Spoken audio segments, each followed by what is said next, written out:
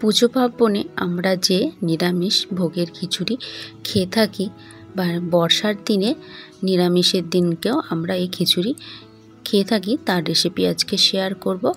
আমি এখানে গোবিন্দভোগ চালের খিচুড়ি তৈরি করব। তো আমি একটা মাপ নিয়ে নিয়েছি, এই মাপটা প্রায় 200 গ্রামের কাছাকাছি। এর 1 কাপ আর কিছুটা নেব, মোট 250 গ্রামের কাছাকাছি নেব গোবিন্দভোগ চাল। ছোট যে গোবিন্দভোগ চাল হয় গন্ধওয়ালা, সেই গোবিন্দভোগ চাল আমি এখানে নিয়েছি। এবার নিয়ে নেব ডাল।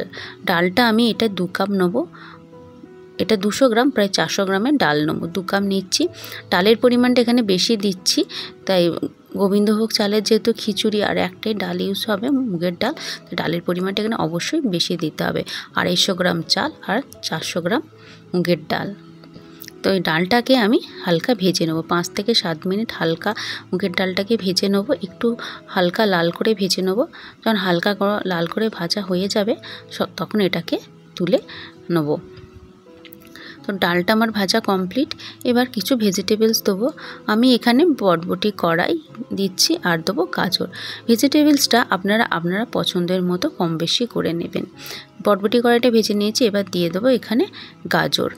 সবজির একটা কাঁচা গন্ধ থাকে, যাতে চলে যায়, সেই জন্য হালকা একটু ভেজে নিচ্ছি।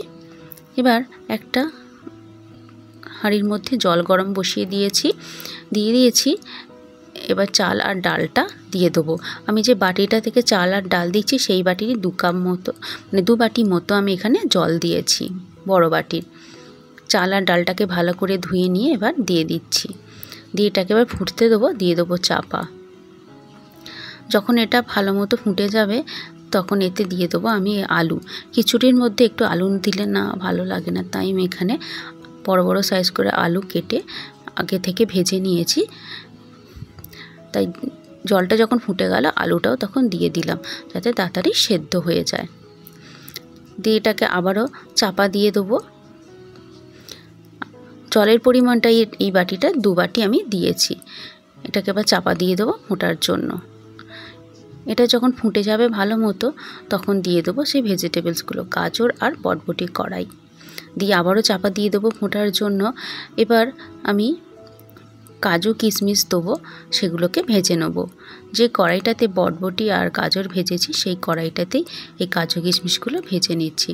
কড়াইতে অল্প পরিমাণে সর্ষের তেল দিয়ে এগুলোকে ভেজে নিচ্ছি। প্রথমে কাজুরটাকে ভেজে নিই, তারপর কিশমিশটাকে ভেজে নেব। এই কাজু কিশমিশ দিলে ভালো লাগে খেতে, যেহেতু নিরামিষ খিচুড়ি। আমি গোবিন্দভোগ চাল দিয়ে করছি, আপনারা চাইলে অন্য যে কোনো চাল দিয়ে করতে পারেন। এবার ফোড়নে দিয়ে দিলাম শুকনো লঙ্কা, তেজপাতা, জিরে আর টমেটো। এবার এই টমেটোটা দিয়ে দেবো আন্দাজ মতো, কাঁচা লঙ্কা আর আদা বাটা। এবার এই টমেটোটাকে ভালো করে নেড়েচেড়ে একদম গলিয়ে নেব। তো টমেটোকে ভালো মতো গলিয়ে নিয়েছি। এবারে দিয়ে দেবো আমি এখানে কারি পাতা, সুন্দর গন্ধের জন্য। কারি পাতা দিয়ে এবারে দিয়ে দেবো হলুদ গুঁড়ো, লাল লঙ্কার গুঁড়ো, রঙটা ভালো হবে বলে, আর দিয়ে দেবো আন্দাজ মতো জিরে গুঁড়ো, আর আন্দাজ মতো দিয়ে দেবো নুন। যেহেতু নুন আমি একবারে ইউজ করিনি, তাই নুনের পরিমাণটা একটু বেশি দিলাম। এবার ভালো করে মশলাটাকে কষিয়ে নেব। দিয়ে দেবো অল্প পরিমাণে জল, আর দেবো কিছুটা গরম মশলা, এখানে দারচিনি, ছোটো এলাচ আর লবঙ্গ, এই গরম মশলাটা দিয়ে দেবো। দিয়ে আবারও ভালো করে মশলার সাথে কষিয়ে নেব। অল্প জল দিয়ে এটাকে মশলার সাথে ভালো করে কষিয়ে নিয়েছি। এদিকে চাল আর ডালটা যেটা সেদ্ধ হতে দিয়েছিলাম সেটা সেদ্ধ হয়ে গেছে। এরপরে দিয়ে দেবো আমি এখানে সেই গাজরগুলোও সেদ্ধ হয়ে গেছে। এবারে কিছুটা আমি মটরশুঁটি ছিল আমার কাছে, ফ্রোজেন মটরশুঁটি, সেটা দিয়ে দিলাম।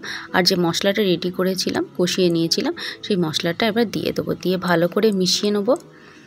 তবে আর বেশিক্ষণ হতে সময় লাগবে না, যেহেতু চাল ডাল সমস্ত কিছু সেদ্ধ হয়ে গেছে। এই মশলাটা দিয়ে ভালো করে নেড়ে নেব 2 থেকে 3 মিনিটের জন্য। দিয়ে দেবো আন্দাজ মতো নুন আর চিনি, স্বাদটাকে ব্যালেন্স করার জন্য এখানে 2 চামচ মতো আমি চিনি দিয়ে দিচ্ছি। সব কিছু দিয়ে ভালো করে আবারও মিশিয়ে নেব। কাজু কিশমিশও দিয়ে দেবো। সব কিছু দেওয়া কমপ্লিট। জলটাও ঠিকঠাক আছে, আর জলের প্রয়োজন লাগবে না। এবার এটা আস্তে আস্তে বসে যাবে। তো এটা আমার রেডি হয়ে গেছে। এবার চাপা দিয়ে কিছুক্ষণ রেখেছিলাম। এবার দিয়ে দেবো এই গরম অবস্থাতে 1 টেবিল চামচের মতো ঘি আর ধনেপাতা। আর ঘি আর ধনেপাতা দিয়ে ভালো করে মিশিয়ে নেবো, যাতে সব ঘিটা আর ধনেপাতাটা খিচুড়ির সাথে ভালো মতো মিশে যায়। ভালো করে মেশানো হয়ে গেছে। তো রেডি আমাদের ভোগের খিচুড়ি। যে কোনো পুজো পার্বণে ভগবানকে এরকম ভোগ নিবেদন করতে পারেন, বা বর্ষার দিনে নিজেরাও বাড়িতে তৈরি করে খেতে পারেন। তো দারুণ লাগে এই ভোগের খিচুড়ি। যেহেতু গোবিন্দভোগ চালে তাই গন্ধটা আলাদা। ভিডিওটা কেমন লাগলো অবশ্যই কমেন্ট করে জানাবেন। যদি ভালো লেগে থাকে লাইক, শেয়ার, কমেন্ট, চ্যানেলটা সাবস্ক্রাইব করে পাশে থাকবেন। নতুন নতুন রান্নার ভিডিও বা রেসিপি পাওয়ার জন্য এই খিচুড়ির সাথে করেছিলাম আমি বেগুনি আর আলুর চপ। ভিডিওটা দেখার জন্য অসংখ্য ধন্যবাদ।